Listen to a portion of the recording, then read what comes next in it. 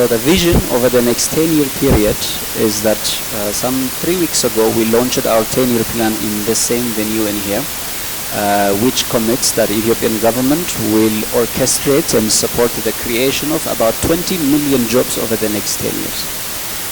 This is not a simple number. This is actually the summation of those young people who will be joining the working age over the next 10 years. And also there is a need to address those existing unemployed ones.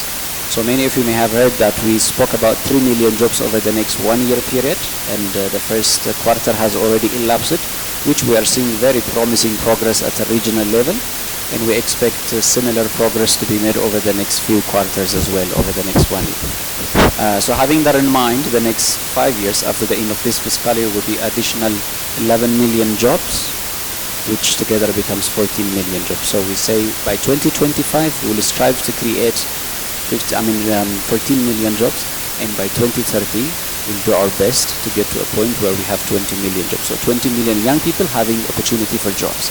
So the things we implement, the policy reforms we will implement, the sorts of macroeconomic changes that will need to happen, and the kinds of enterprise development improvements that we will bring are likely to bring change also on the lives of those who are underemployed and unpaid employed, which is the usual phenomena within the rural area. In Ethiopia, unemployment is one of the most deceiving statistics, because the Ethiopian unemployment rate is only about 4.5%, which is a little bit close to the US. The US has 2.2% unemployment rate, so it's one of the lowest. But this does not necessarily tell the truth, because considerable number of people in rural areas are either underemployed or they are employed but unpaid. So there is a low quality employment within the. This dynamism requires not only creating more jobs but also diversifying livelihood and also availing additional opportunities within the rural areas. And this includes financial solutions. That also requires additional engagement in technology, including mobile payment modalities as well. So the vision is to create 20 million jobs, because there is this greater challenge of addressing the need of young people, which would require us to build the right set of skills within the human capital development, to have the right set of skills, particularly commensurate the 21st century skill demands. Let me start by agreeing with what Kevin said about government should not really indulge into the business of creating jobs, but jobs cannot be created without government as well. And it's good to start from a fact that currently the biggest employer is not the government, it is the private sector. In wage employment, close to 1.9 million people are employed within the private sector, while there are 1.6 million civil servants employed within the government. So fact-wise, it is still the private sector that employs more. But the amount of investment that comes from the government to push all this job creation is obviously heavy. That is why we say it's a public-led investment.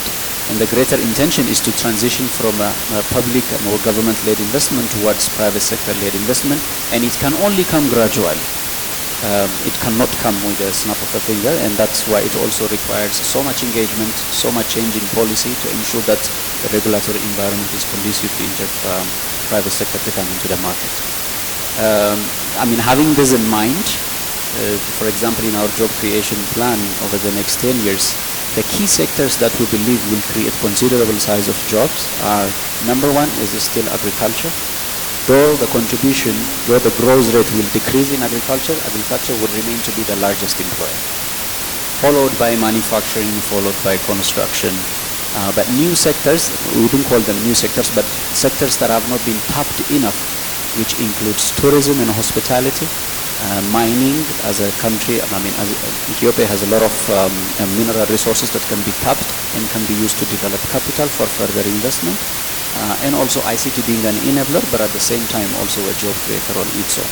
So again, agreeing with what Mr. Kasirin was raising about, since considerable number of young people in Ethiopia looking for jobs are low skill and will remain to be low skill, considering the high rate of dropout we have in schools now. Most of them are not graduates with high-tech skills.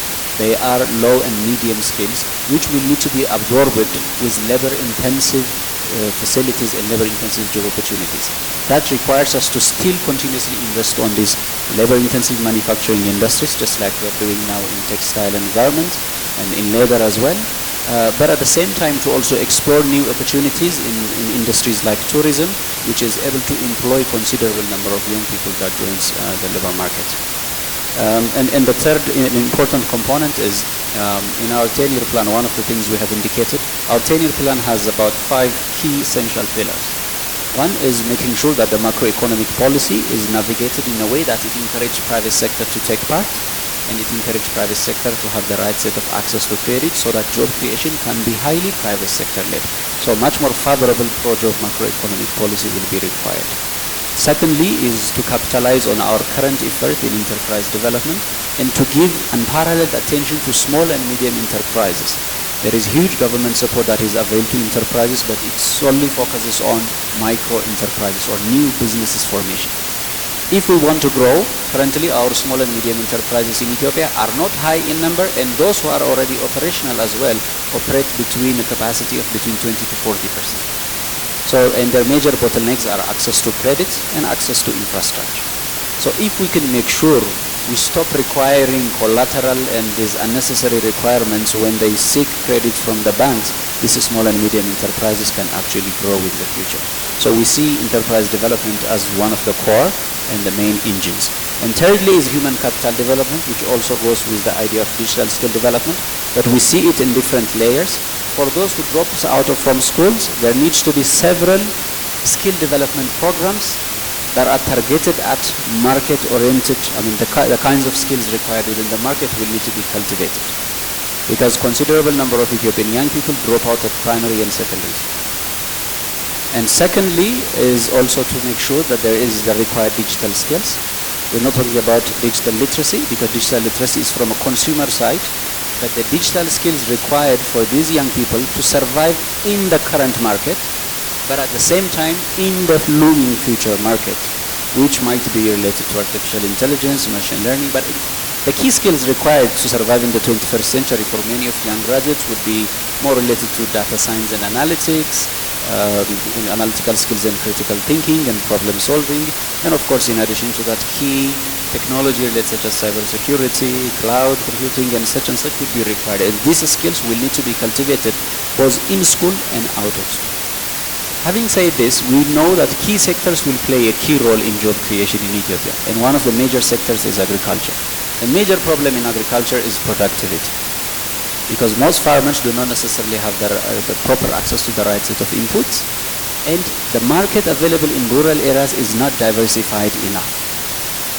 And one of the key bottlenecks is access to finance.